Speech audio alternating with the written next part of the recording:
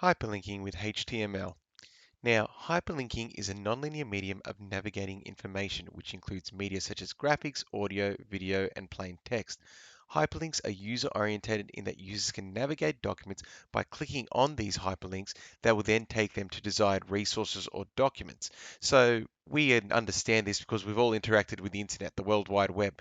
And basically, when we see blue underlined text, we can see that's a hyperlink, specifically hypertext. We can click on that and then we get taken to another URL location, to another web page, okay, based on the metadata stored within that hyperlink. Okay, and we're going to have a look into the actual coding of these hyperlinks so we can understand what makes them up and how the actual link knows where to take us on the World Wide Web. And the other thing to point out with, and that we are also talking about hypermedia.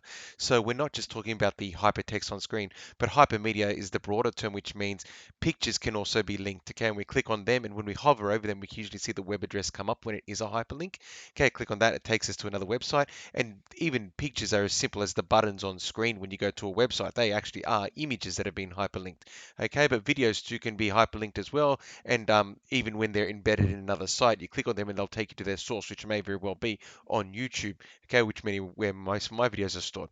So let's break down how a hyperlink is created and what's going on behind the scenes. So firstly, we need to understand that there are three main components. There's the HTML tag, so the actual HTML code that is used to generate the hyperlink, okay, and then essentially we need to fill into the tag the metadata that will create the hyperlink.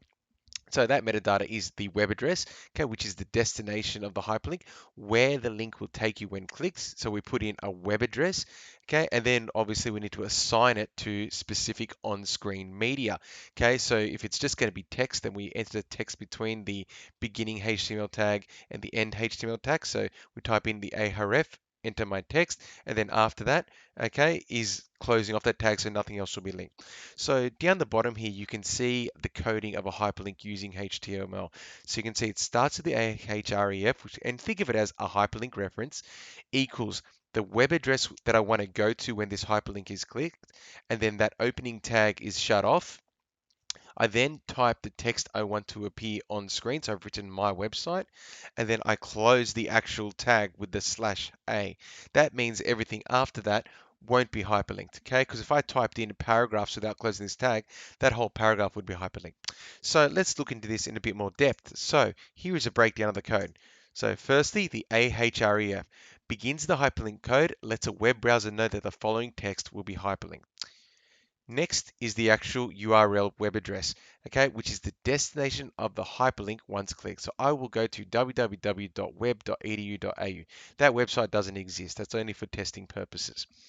After that, I can put in my media that I want to be linked. So in this first scenario, it's just going to be a picture, and I've entered in just the image HTML code, which is image source equals, and then the name of the picture, pic.jpg. But as said, it can be a whole variety of different types of media. So if I just wanted to do text, I can just start typing text, and it won't be blue and underlined when I actually type it in code, okay? But when it appears on screen on a website, it will be blue and underlined, signifying that a user can click on it in order to go to another place on the internet. And then finally, I've got to close off this tag using the HTML closing tag. So /a enter the hyperlink code, ensuring that text after the tag is not hyperlinked. So I hope this video has given you an understanding of the HTML code used to create a hyperlink. You see them everywhere. They're all throughout web documents, and really they are the backbone of the internet because it's all about pages connecting from one page to another and opening up that whole entire network. So this is in fact what's going on behind the scenes. The HTML code, the web addresses, and the on-screen media that users click on in order to navigate the hyperlinks.